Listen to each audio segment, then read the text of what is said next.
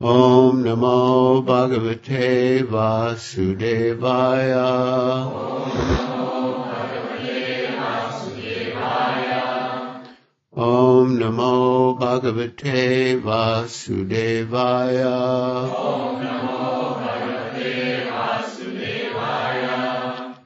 Om Namo Bhagavate Vasudevaya. Om Namo Bhagavate Vasudevaya. Please repeat. Shu Shu Sho. Shu Shu Sho. Shadadanasya. Shadadanasya. Vasudeva. Vasudeva. Kata. Kata. Ruchi. Ruchi. Syat. Syat. Mahat. Mahat. Sevaya. Sevaya. Vipra. Vipra. Punya. Punya. Tirtha. Tirtha. Nishevanat. Nishevana. Shushusho Shadadanasya. Vasudeva Kataruchi. Vasudeva Kataruchi. Syan Mahat Sevaya Vipra. Punya Tirtha Nishevanat. Shushusho Shadadanasya.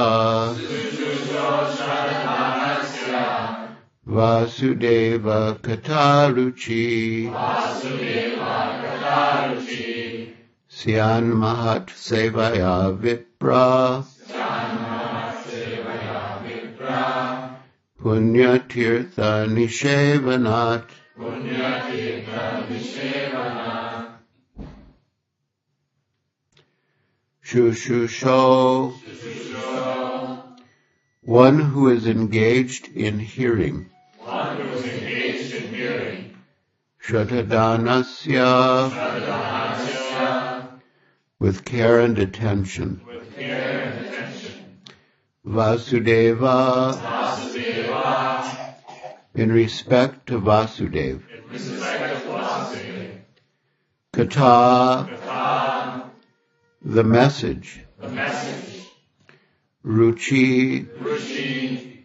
Affinity. Affinity. Syat. Syat. Is made possible. Is made possible. Mahat Sevaya. Mahat Sevaya. By rendering service to pure devotees. By rendering service to pure devotees. Vipra. Vipra. O twice born. O twice born. Punyatirtha. Punyatirtha. Those who are cleansed of all vice. Those who are cleansed of all vice. Nishevanat. Nishevana. By service. By service. Translation. O twice born sages, by serving those devotees who are completely freed from all vice, great service is done. By such service, one gains affinity for hearing the messages of Vasudeva. Please repeat. O twice born sages, O twice born sages, by serving those devotees by serving those devotees who are completely freed from all vice, who are completely freed from all vice, great service is done. great service is done. By such service, By such service, one gains affinity one gains affinity for hearing the messages of Vasudeva. for hearing the messages of Vasudeva. Purport by Srila Prabhupada. The conditioned life of a living being is caused by his revolting against the Lord.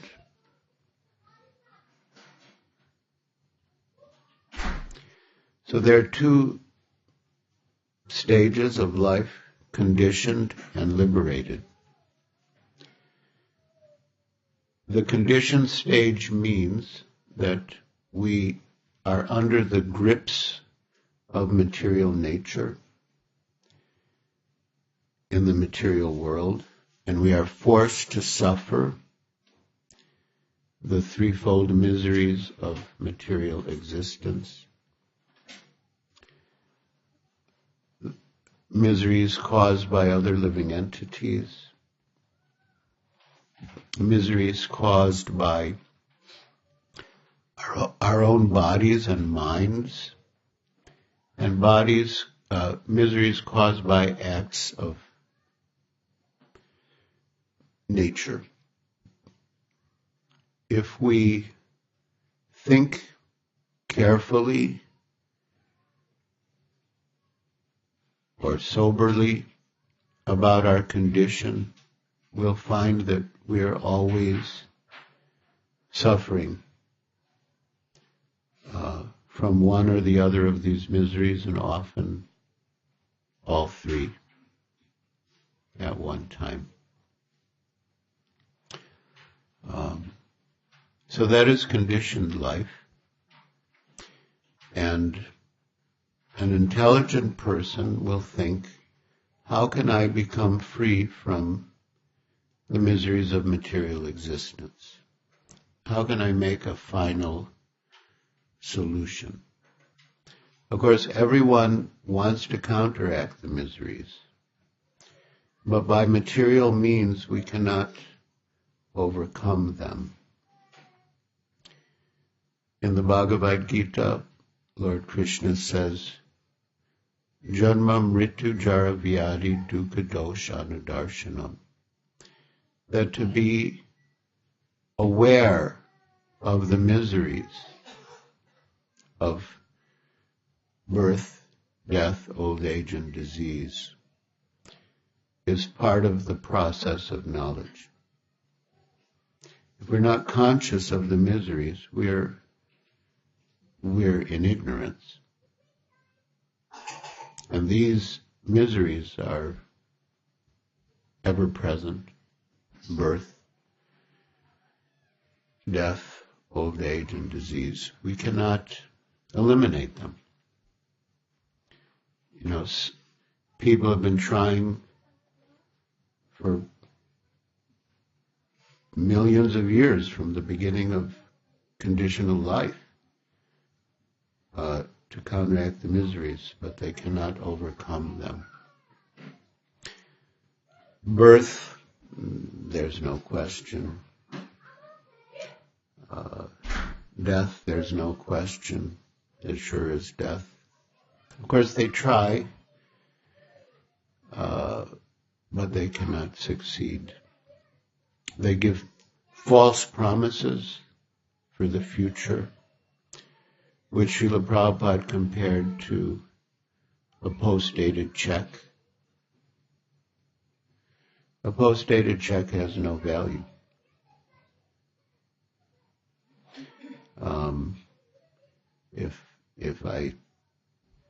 Anyway, you know what it means. And especially if the post-dated check comes from a person whom you know has no money. Say, well, I have no money now, but in the future I'll become rich, and then the check will be good. Well, first become rich and then give me a good check. Until then, I'm not giving you anything.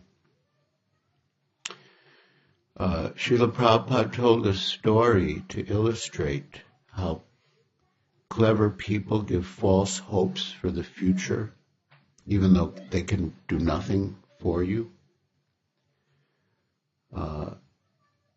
Srila Prabhupada himself in Grihastha Ashram lived in Allahabad, the holy city of Allahabad. And he once had a matter pending in the High Court.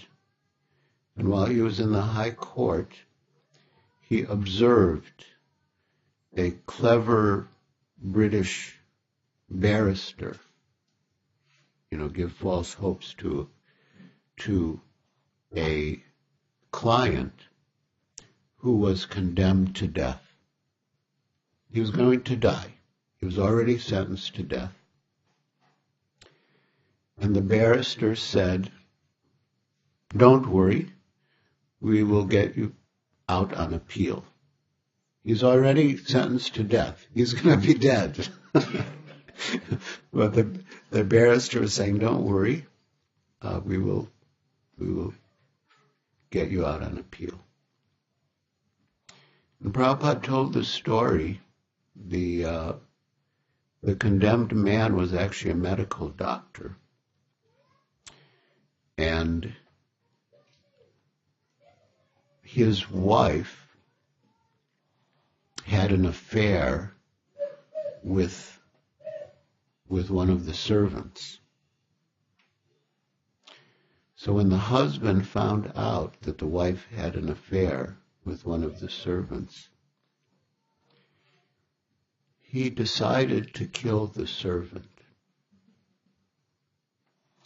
So he very cunningly had the servant come into the operation theater. He was a surgeon. He had the servant come into the operation theater, and he very mercilessly killed him. He stabbed him to death with his surgical knives. Then he packed up the body in a box, in a wooden box, and nailed it completely shut. And he was planning to, take the box and throw it in the river. So as he was carrying the box, a police constable came by, and he saw drops of blood trickling out of the box. Quite a ghastly story. That's also one of the 12 rasas. Ghastliness. So the police constable saw the drops of blood trickling out of the box, so he immediately stopped and arrested the doctor. And he had the box, the body, it was all there. It was like obvious. It was obvious. So he was brought to trial, he was convicted, and he was sentenced to death. And the barrister was saying, "Don't worry, we'll get you out on appeal." So that's a post-dated check. It has no value. It's a bluff. So Prabhupada compared the promises, false promises of the scientists and other leaders to solve the problems of life, specifically birth, disease, old age, and death in the future. What have you done? You haven't done anything, but you're promising in the future. Of course, one may say, well, they've made so much progress. They've developed cures for, well, I was going to say tuberculosis, although I've heard tuberculosis is back again or still around. But still, some of the diseases that were more prevalent in the past have been reduced, significantly reduced. But they're new diseases. Cancer, AIDS. If they were actually curing disease, overcoming disease, then the hospital should become empty. People should go home. The doctors should look for other work. But disease is increasing. It's not decreasing. There's just different kinds of disease, cancer, AIDS, depression. It's a different category, but it's a major. So many people suffer from depression. which can lead to other maladies. So disease hasn't been overcome, and it's increasing. And there's always demand, more hospital beds, more nurses, well, more doctors ultimately. And the others, old age, they might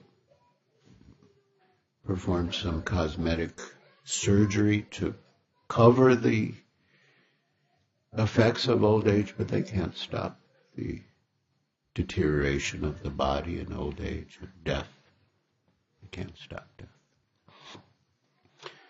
So these are real problems, and an intelligent person, sober person, should think, how can I make a solution? Because if I don't make a solution, I'm going to take birth again in my next life and suffer the same miseries all over again in a different form. That's all. The same miseries and even the same happiness, if you want to call it happiness, eating, sleeping, mating, and defending. I've been enjoying that so-called happiness in so many species of life. And when I take birth again, it's going to be the same thing. Eating, sleeping, mating, and defending. It's the animal propensities.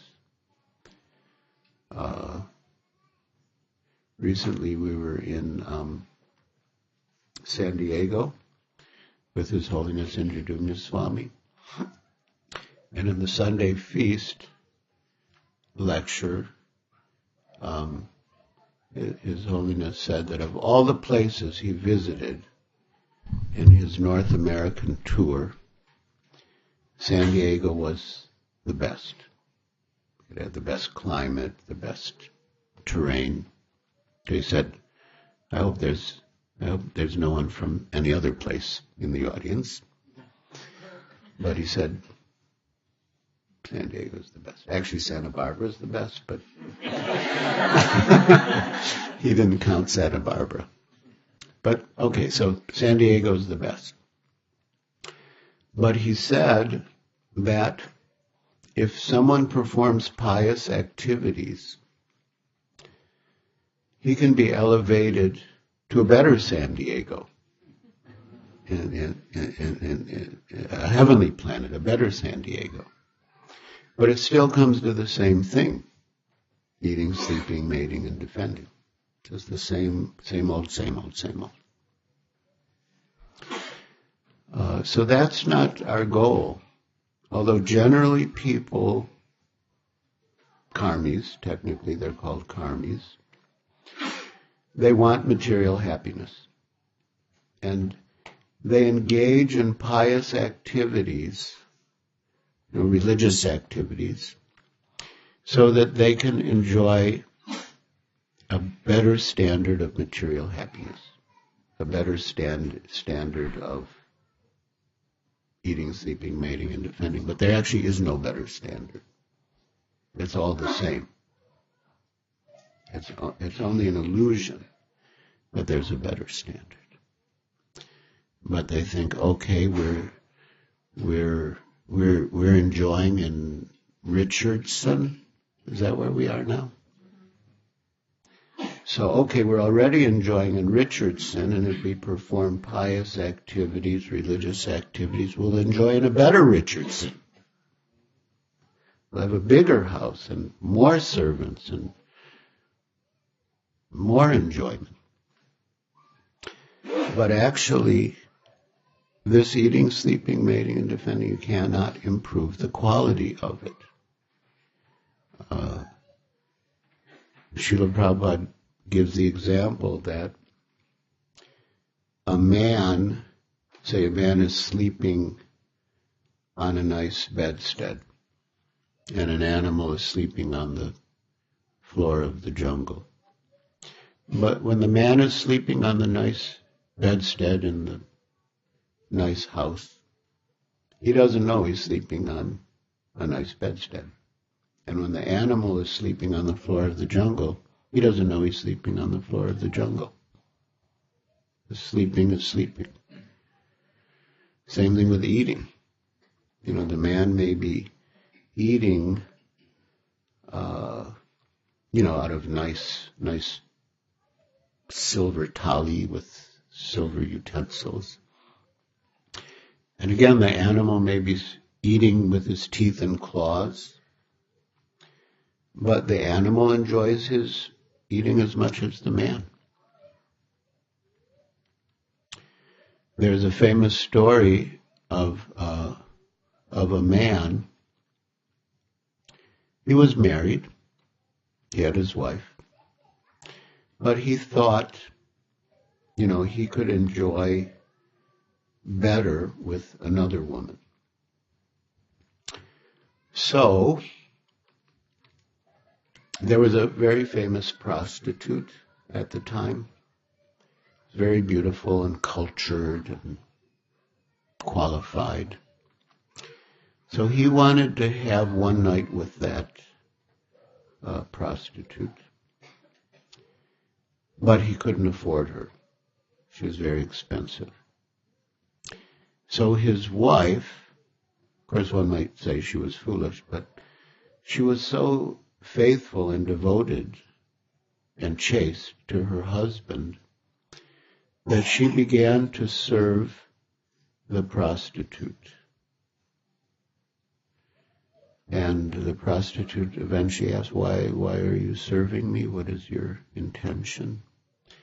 And she said, well, my husband wants to have a night with you, and he can't afford it. He said, oh, I'm very expensive. For you to be able to afford a night for him with me, you'll have to work for a long time. She said, I'm prepared. So eventually, she earned enough to enable her husband to have a night with the prostitute. And it wasn't like, actually prostitutes are part of Vedic culture. So it was an evening, you would come and the place would be decorated very attractively, and there would be a nice meal, nice talk. It would be a whole event. So the prostitute served the meal in 2 sets of plates and bowls and utensils. One was made of iron and the other was made of gold. And so she fed the same food to the man in the 2 sets of utensils. And then she asked the man, which tastes better? And the man said they both taste the same. So the prostitute said that this pleasure of sex, it's the same. It doesn't matter what the body is. You might think that your wife's body is like an iron pot, and my body is like a golden pot. But the taste is the same. You should just go back to your wife. So these things, eating, sleeping, mating, and defending, it's the same. Whatever species, whatever planet, whatever neighborhood, it's the same. It's the same. You can't really change the quality of eating, sleeping, mating. You can only change the dress. You can't change the quality. So instead of wasting time and energy trying to improve the quality or the standard of eating, sleeping, mating, and defending, one should rather use one's time and energy to make a solution to the problems of life. Those are real problems. They cannot be solved by material means, but they can be solved by surrender to Krishna. Devi hye sagunamayi mama bhaya duratyaya. This material nature consisting of the three modes is very difficult to overcome. Mam evaye prapadyante mayam etam tarantite. But one who surrenders to me, to Krishna, he can easily cross over Maya. So this is what an intelligent person will do. He'll try to really get out of the miseries of material existence and go to Krishna and enjoy an eternal life full of bliss and happiness with Krishna. That is an intelligent course of action. Now, how do we do this? We'll continue the purport. Yes, the first sentence. I discussed half of the first sentence. The first sentence of the purport is the conditioned life of a living being. So that's what we discussed. The conditioned life of a living being is caused by his revolting against the Lord. Now that is the beginning of our conditional life. That is why we fall into the material world. We revolt against the Lord. We become envious of his position. We want to take his place, and therefore we come into the material world. Just like, say, a child wants to cook. She's just a small child. She doesn't know how to cook. If she were to really try to cook, she would just burn herself and might burn down the whole house. But she sees the mother cooking, and she also wants to cook. So and unless she's cooking, she won't leave the mother alone. She won't let the mother cook in peace. So the mother decides, okay, you want to cook. Then she gives her like a toy set, like of a stove and pots and pans and plates and knives and forks and spoons and everything she needs to cook.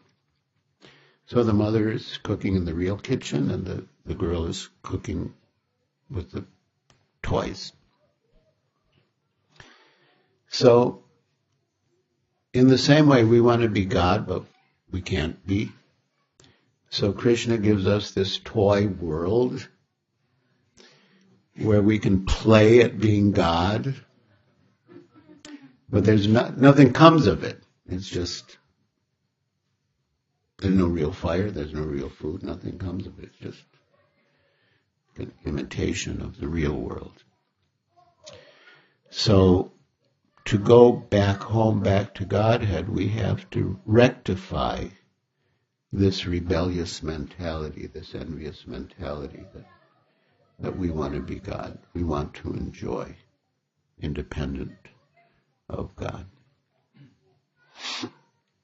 There are men called deva, or godly living beings, and there are men called asuras, or demons, who are against the authority of the Supreme Lord.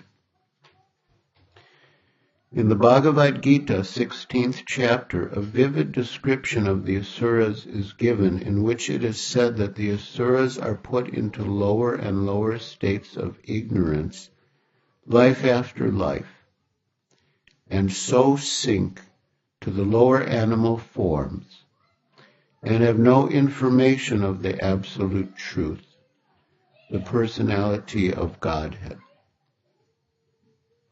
So that happens, they engage in sinful activities, and they're punished by taking birth in lower species.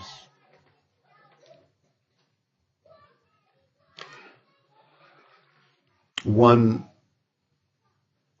famous president of the United States, from the great state of Texas, had a cattle ranch. And apart from the cattle ranch, he sent a lot of young people to war to be killed.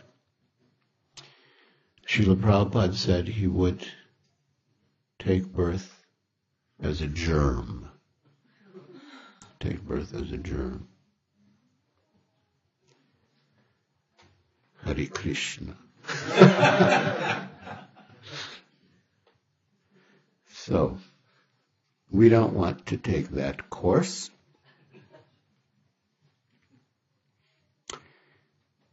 These asuras are gradually rectified to God consciousness by the mercy of the Lord's liberated servitors in different countries according to the supreme will.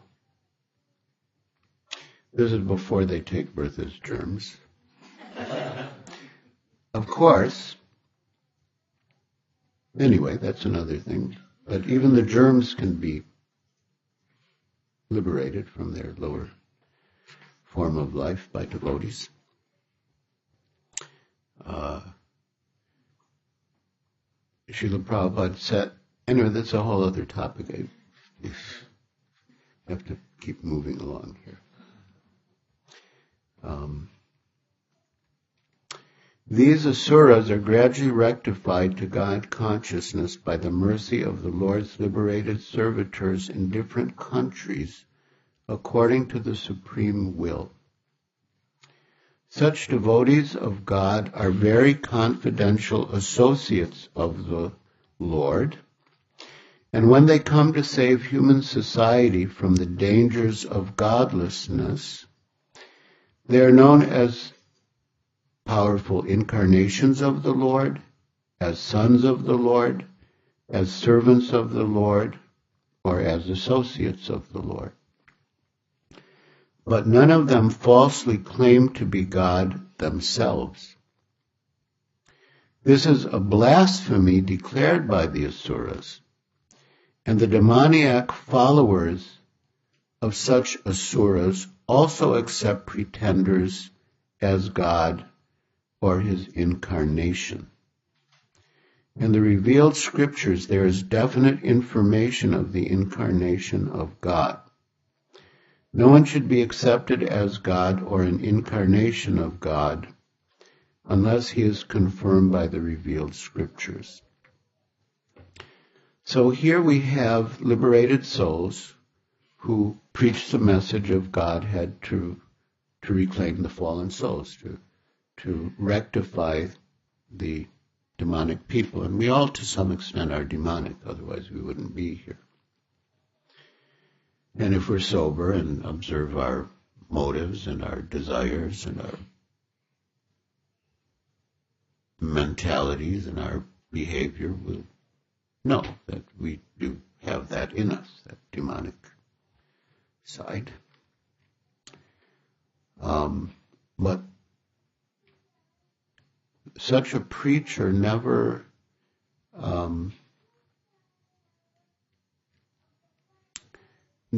falsely claims to be God, and he doesn't accept being called God by his so-called followers. Once it actually happened in the history of ISKCON that some devotees started to say that Srila Prabhupada was God. And Srila Prabhupada was so upset that he actually expelled them from the society. The only time he actually expelled someone from the society because of that offense of calling him God. And that's a whole other topic about the impersonal philosophy, the Mayavad philosophy. But it cuts at the very root of bhakti. If you think you're God, then where's the question of bhakti? Where's the question of service? If you think you're God, it's the same reason why you're here. You came here to be God, and so you think, now you're not God, but you'll become God. You'll merge and become one with God. So So it's completely antithetical to Krishna consciousness, to bhakti. But these asuras, they like to follow false gods. They don't want the real God. Srila Prabhupada gave the example. It's true. He said there was a man in Calcutta who used to be able to imitate the barking of different types of dogs. And he would perform. He would perform. People would buy tickets, go into the hall, and they would hear him imitate the barking of different types of dogs. And Prabhupada said, the real dog is on the street barking, but no one cares for the real dog. They want the imitation dog. So it's like that. Krishna's available. The real God, Krishna is easily available to anyone. They don't want the real God, they want the imitation God.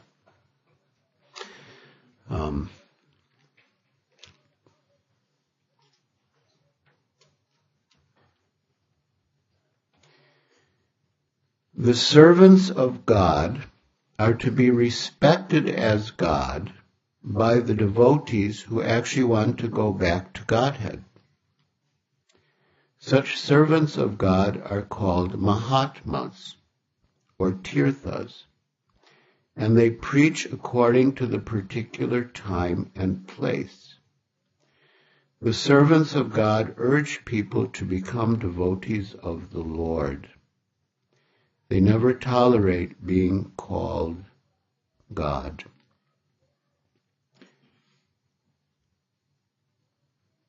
Actually, Srila Prabhupada, many people noted about him in contrast to other famous spiritualists who were prominent in America at the same time, that he was the only one who didn't say he was God or didn't accept others calling him God. He always said, I'm not God, Krishna is God. You shouldn't surrender to me, you should surrender to Krishna.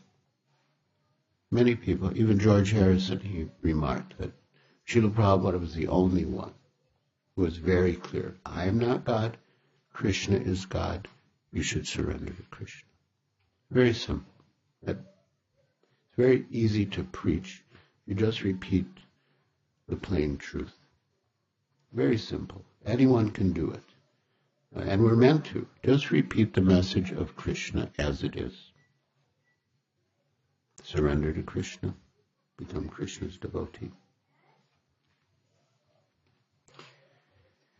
Sri Chaitanya Mahaprabhu was God himself, according to the indications of the revealed scriptures.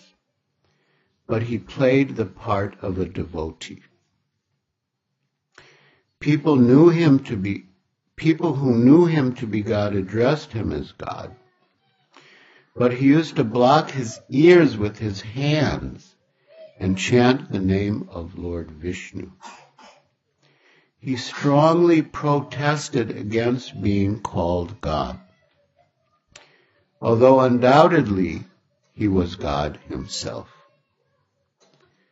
The Lord behaves so to warn us against unscrupulous men who take pleasure in being addressed as God. Actually, many people don't even know that Lord Chaitanya is God. He's a Chana avatar, a covered incarnation. And the reason he came in a disguised form as a devotee is because in Kali Yuga people are so fallen that if the scriptures openly described the incarnation of Godhead for Kali Yuga, there would be so many imitations of Chaitanya Mahaprabhu. But he's a Chana avatar, he's a hidden incarnation or disguised incarnation. So only confidential devotees who are connected to the disciplic succession coming from Sri Chaitanya Mahaprabhu, they know that he's God. And it is a good strategy. They're very, well, we got one in Texas, but otherwise there aren't that many imitations of Chaitanya Mahaprabhu. It was a good strategy in general. Hare Krishna.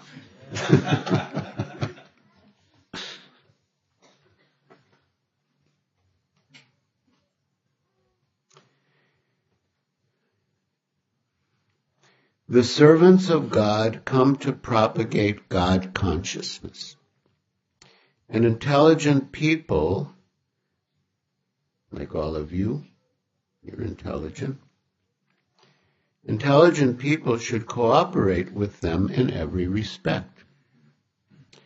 By serving the servant of God, one can please God more than by directly serving the Lord. The Lord is more pleased when he sees that his servants are properly respected, because such servants risk everything for the service of the Lord and so are very dear to the Lord. The Lord declares in the Bhagavad-gita 18:69 that no one is dearer to him than one who risks everything to preach his glory. This is the description of Srila Prabhupada. The description of Srila Prabhupada, and we should cooperate to serve his mission. Very clear indication. By serving the servants of the Lord, one gradually gets the quality of such servants, and thus one becomes qualified to hear the glories of God. The eagerness to hear about God is the first qualification of a devotee eligible for entering the kingdom of God. So we've very quickly come to the conclusion, which leads into the next verse. Our heart is full of so many dirty things. The first dirty thing is misidentification with the body. That's the basis. That I'm this body. Everything related to this body is mine. It's meant for me to enjoy and to control.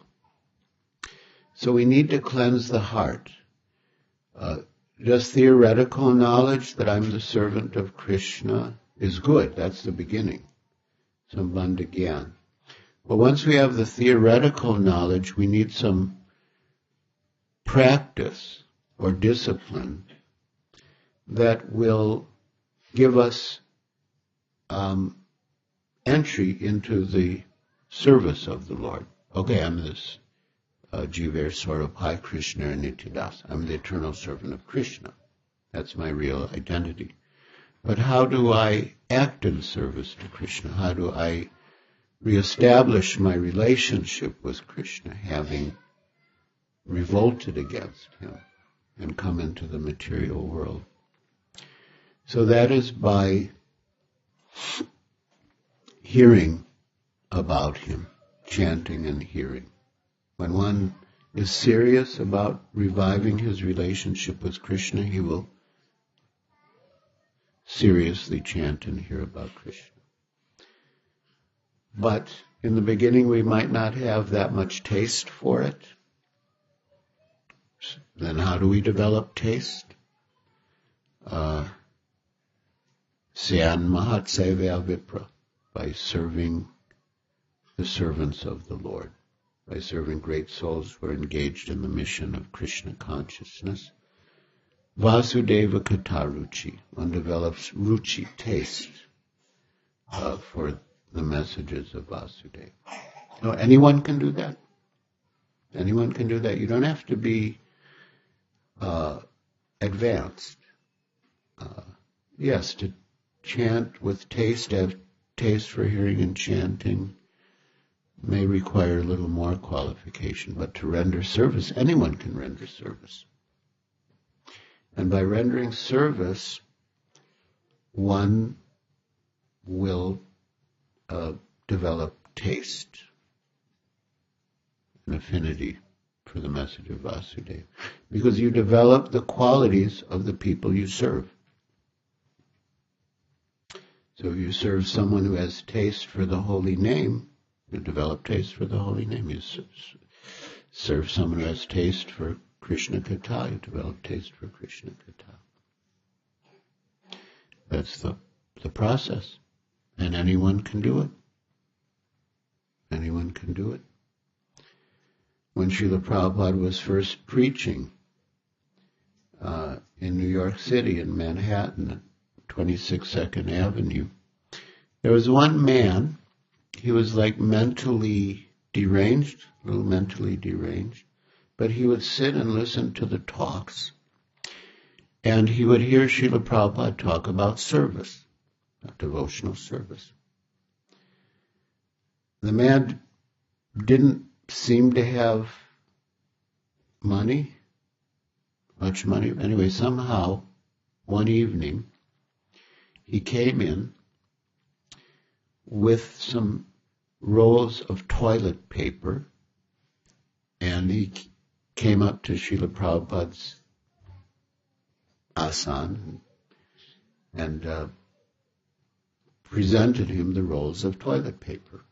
Then he left. He walked out onto the street.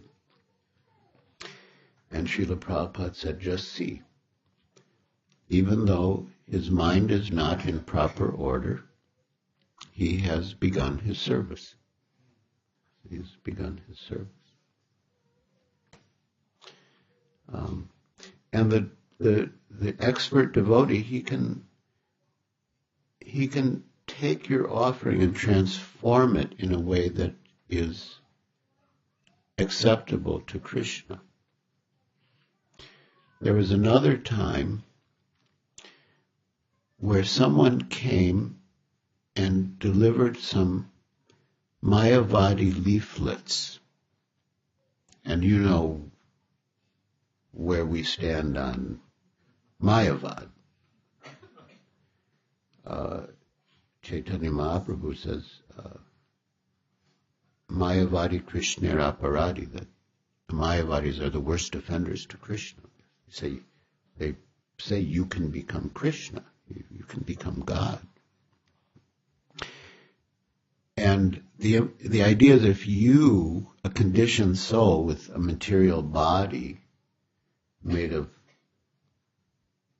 blood and pus and stool and urine, if you can become God, then the idea is that when Krishna comes, he also has a material body like you.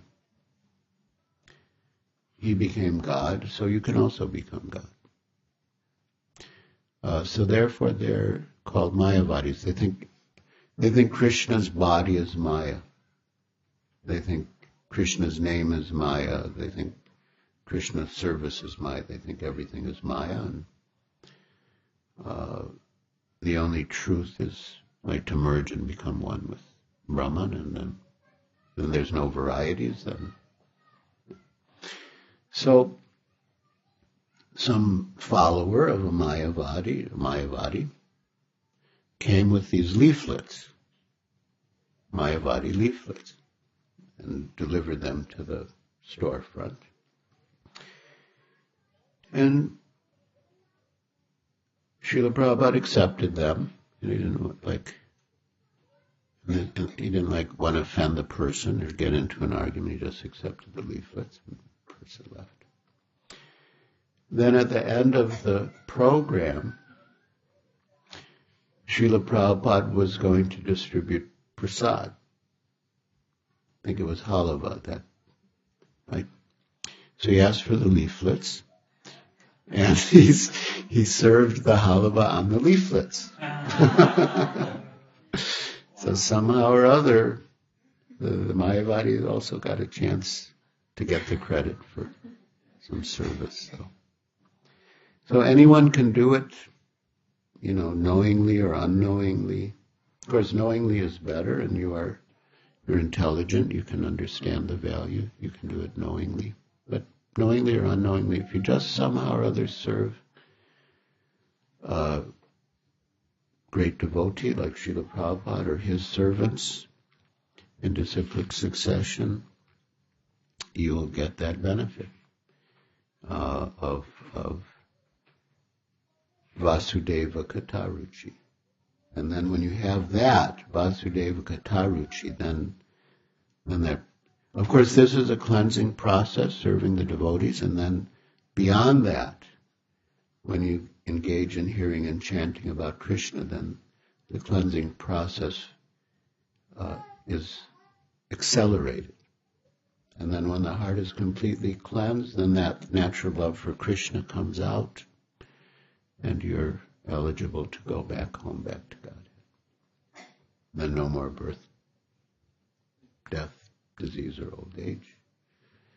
You live an eternal life full of bliss and knowledge with Sri Sri Radha Kalachandji. And of all of the chanting and hearing of the holy name, and especially the Maha Mantra, is the easiest and most effective. Hare Krishna, Krishna Krishna, Hare Hare, Hare Rama, Rama Rama, Hare Hare. Hare Krishna. Thank you very much. So are there any questions or comments? Yes? Prem Charu Prabhu. Is it Mahaseva, like it gives taste for hearing and chanting, but there are so many anathas in us only, like to filter out, okay, he is a Mahat and he is not. Like, how do you make sure that, okay, we are,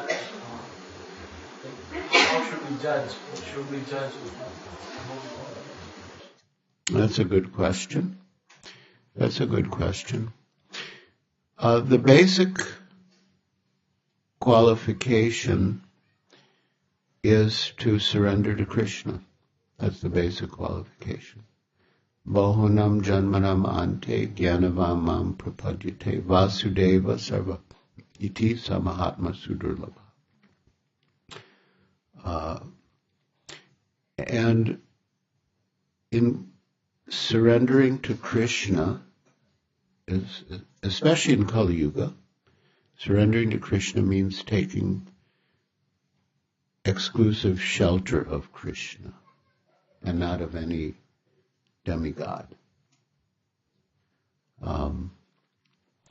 There are 26 qualifications of devotees mentioned in the scripture, and one of them is Krishnaika Sharanam, having taken shelter, exclusive shelter of Krishna. So it said if one has the one qualification of having taken exclusive shelter of Krishna, he's considered a devotee. Even if he doesn't manifest all the other 25 qualities. But if someone manifests the other 25 qualities, but not the one quality of Krishnaika Sharanam, he's not considered a devotee. So that's what we have to look for. The verse mentioned, Punya Tirtha, that means cleansed of vice. We have the 4 principles. No eating meat, fish, or eggs. No intoxication. No illicit sex, and no gambling. But yeah, I would say that in the initial stage, it's as long as you're serving a servant of Srila Prabhupada, I don't think it's. This is another topic because we're discussing here in a general way to render service to Prabhupada's mission, Prabhupada's devotees. But there are degrees of surrender to an individual. And to surrender to an individual servant, more than just serving the mission in a general way, will require discrimination or good fortune. But basically, if one is sincere, that's the main thing.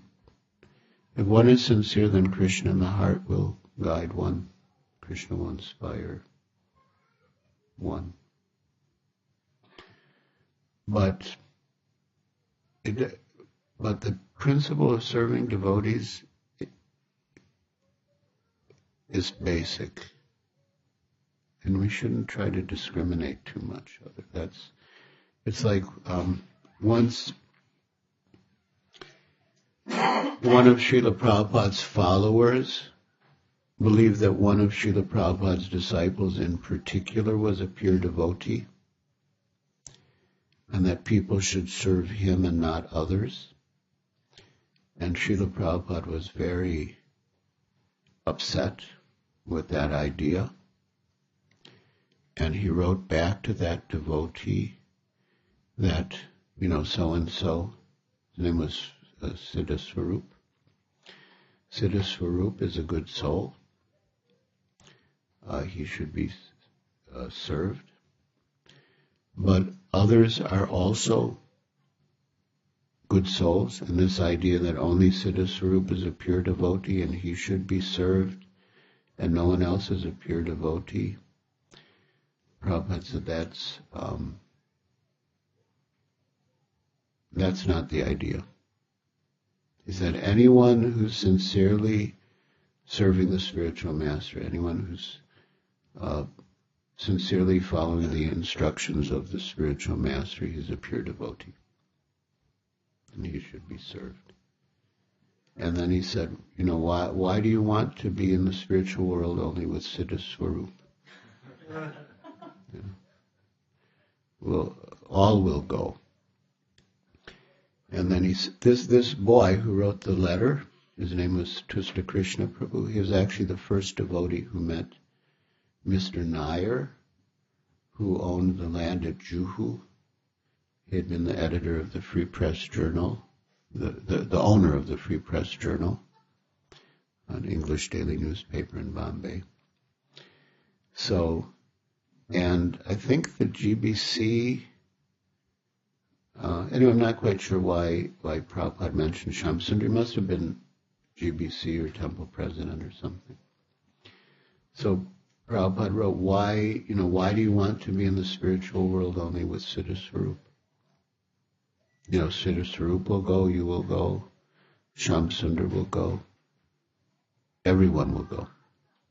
Only Mr. Nair will stay behind.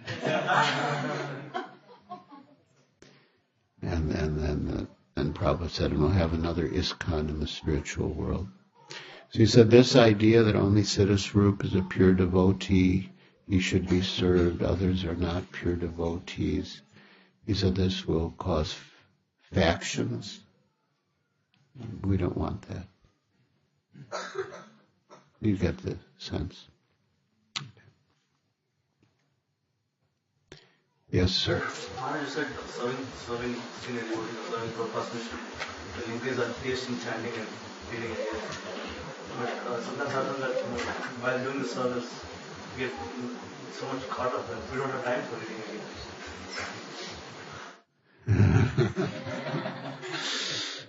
Yes, that is a problem.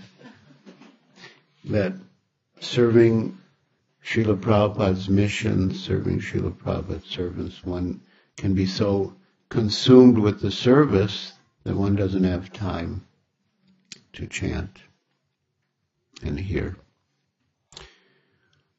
Well, of course, the first answer would be, how much time are you spending on eating and sleeping? Instead of blaming the service, what about blaming all the time you spend on eating, sleeping, and other things like that? But if someone is really engaged fully in the service of Srila Prabhupada, like so engaged he doesn't have time to read. Of course, chanting 16 rounds is different. An initiated disciple must chant 16 rounds every day. But as far as reading, once it happened like that Srila Prabhupada was keeping us so busy in India in the early days, I really didn't have time to read. I was just so fully engaged in service. But it was in my mind, it was sort of bothering me that I'm not reading. I didn't say anything, but it was bothering me. So I came into Srila Prabhupada's room in Calcutta, and he suddenly said, actually this is text 16, so tomorrow's text 17, then we get to text 18. Text 18 says that by serving a person Bhagavat, or by reading the book Bhagavat, one gets the same result. So Prabhupada, he brought up the subject on his own. He quoted the verse, and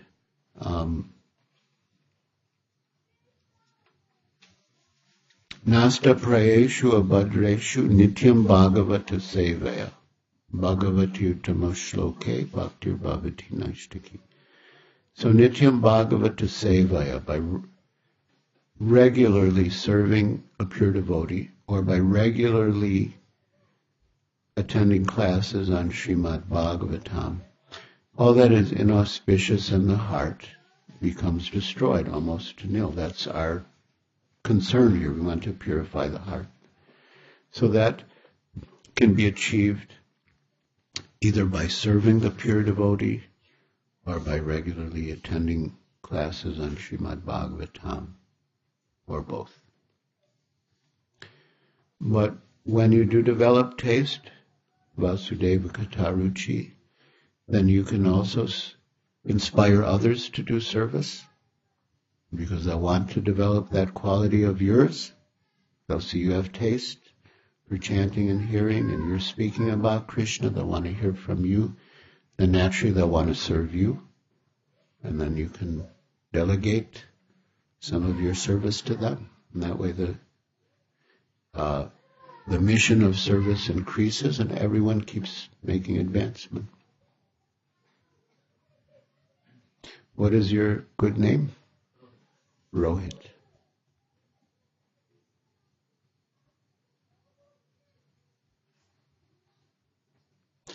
Any other questions or comments?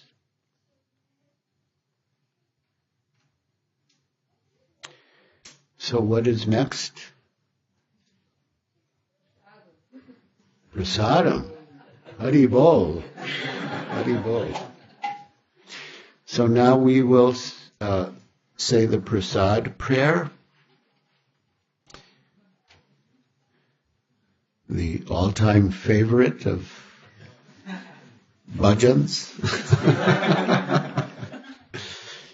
Do we have any volunteers who'd like to lead us in the Prasad Seva prayer?